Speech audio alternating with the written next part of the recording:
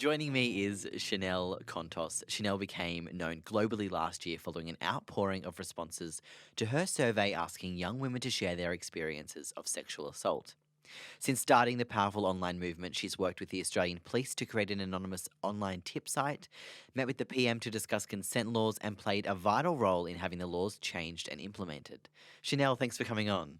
Thank you so much for having me. I'm just quickly going to disclose I have terrible hay fever this morning, so please excuse my voice. Really? Yeah, it's not fun. But anyway. Damn. Chanel, now on this show, we have DMs sent in by people normally related to the episode that we're doing. I'm going to play it for you. It's about consent. And if you put your hand up whenever you feel inspired to say something and we can stop it and discuss. How's that sound? Okay, amazing. Sounds good. This one has been sent in by Grace. Hey Rowdy, I know that you're talking about consent this week, and it's something that I've been thinking about a lot at the moment, so I thought I'd share some thoughts. But yeah, I've been thinking about how I look back now on so many situations that I've been in, and I feel like it's only been in the past few years that I've started to realise why those particular situations made me feel so uncomfortable and so yuck.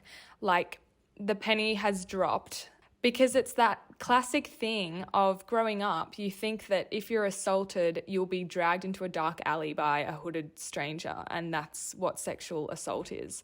So it took me a while to realise that when interactions have left a bad taste in my mouth, it's not an inconsequential feeling. Like, I've had men tell me that something they did was a joke, or it was just playful, or like a compliment. I've had friends who have exploited my trust with them.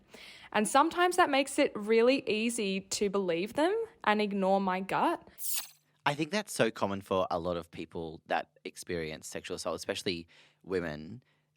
You know, often they might not come forward with their story or might not feel like it was actually sexual assault, but that's not the case at all, right?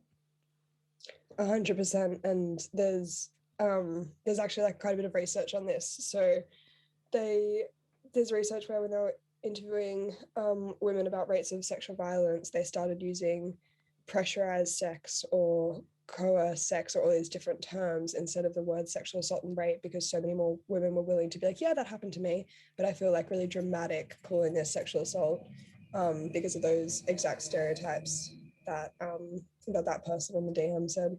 Yeah. All right. I'll keep going. And I've also thought about this a lot lately, but I think that growing up as a girl, you kind of get used to people picking you up and playing with your hair and telling you you're pretty and cute and all of that. Like, from a very early age, you get used to having no boundaries around your own body, which is crazy to think about now. So maybe that's something we need to start thinking about too, for boys and girls. Yes. Yeah, 100% agree. I feel like the whole crux of rape culture is the fact that we socialize boys and girls with such strict expectations around, their attitudes and expectations around their sexuality and their gender and what they should look like and how they should enact. Yeah. And I think that this whole concept of girls being socialized to have very minimal boundaries, and boys being socialized to have very strong boundaries and kind of push other people's boundaries as a norm. And almost emotionless for men as well, or boys. Yeah, exactly. And kind of again, socialized out of being in touch with your emotions and empathy. It's essentially in these kind of situations of sexual assault that this person's describing, where, the guy plays it off as a joke or blah, blah, blah. It's essentially situations where entitlement outweighs empathy. And it makes it very hard to process, because that person is probably a normal person in all other aspects of life. They're not, again, that hooded figure in the alleyway. Yeah. If you don't want some stranger to pinch your cheeks and breathe in your face and tell you you're cute, then it's okay to tell them to back off. Also, I know it's such a big theme for people to feel like they don't have the right to talk about bad experiences they've had because it was nothing that dramatic or that serious, quote unquote, to them. But everyone's boundaries are different. When people touch you or make unwanted advances that make your gut churn and make you feel uncomfortable, that's not okay and it's not acceptable, and it counts. I was just gonna say the same point as before that person made again, the feeling like you're being dramatic if you call up microaggressions, or if you know, the quote unquote small things, being like, oh, it was just an ass grab, or oh, Yeah. it was just a cat call in the street, like all those sort of things. But they basically lay the foundations that normalize Normalize the behavior. physical sexual- Yeah. yeah, normalize the whole behavior. And I think lots of physical sexual assault is completely normalized as well, to the point where people are like, oh, it's not that bad, you know, like you've had sex with them before, it doesn't really make that much of a difference. Or like, oh, you were so drunk, but like you always get that drunk. Like, Yeah, I had this conversation with a friend this week where she like had someone touch her inappropriately at a work function, and then make like an awkward comment about her in person, and then like followed up later with a comment about someone else's body, and she was like, "Oh, I don't want to." I don't want to bring it up, you know, to the boss, because like I don't want to be the one that's causing trouble. And I was like, absolutely not. Like, get into HR right now. It's not, it's not you causing drama. That person is 100% in the wrong. But yeah, it just really emphasized to me the fact that like the problem with consent in this country is that like women are made to feel like they're the ones at fault. 100%. And in, you know, corporate business especially, like the workplace, I remember so clearly, I did like this 6-month internship when I was 19 when I started. And so like obviously it was like scary and big or whatever. And I like asked one of my friend's dads who was like in the banking industry for like tips and advice and blah blah blah. And one of the things he said to me was, you know, like don't make a fuss, like just take things lightly and just be easygoing. And that was like, and you know, this is a man I respect lots, and I'm not going to blame him because that was the way he grew up and he was socialized and all these things, and he thought he was being kind and giving me good advice, but he was literally just being like, essentially saying, you're a 19-year-old girl going into banking, you're probably going to he acknowledged you're probably going to experience some shit, And just take and it, just accept it. Yeah. don't make a fuss if you want to get hired by them again when you finish your degree. I think I'd rather be unemployed. I think they do. Okay, it's good. 30 seconds to go.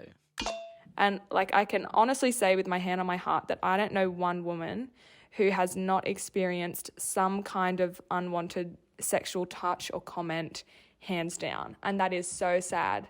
Like literally all it takes is saying one sentence to someone, not assuming that consent is there all the time, even if you're in a relationship with them. It's just, that's literally all it takes, and it can be fun and hot and cute. So everyone just needs to get around it. I feel like that is like, look, we're going to get right into it in our discussion in a moment, but like, it's so true. You can't, everyone can think of someone that's been through this, you know, consent not being the forefront of people's considerations. I think it's hard to think of someone who hasn't been through it, especially when we're talking about, you know, harassment. And it's pretty crazy that I have conversations with people a lot about sexual assault, obviously, and it's so common for, you know, like a young Australian woman to come up to me and start off the sentence being like, I'm really lucky that this didn't happen to me, but you know, I support the campaign or whatever. And every single time I'm just like, oh my God, the fact that it's classified lucky to have not been sexually assaulted, I think just embodies the whole situation. Okay, I want to shift now, and I've got like a bazillion questions to ask you about consent and your work. But also, just really quickly, I want to say I love that DM so much. And she's so great. That was like so comprehensive. Yeah. Probably end the episode here.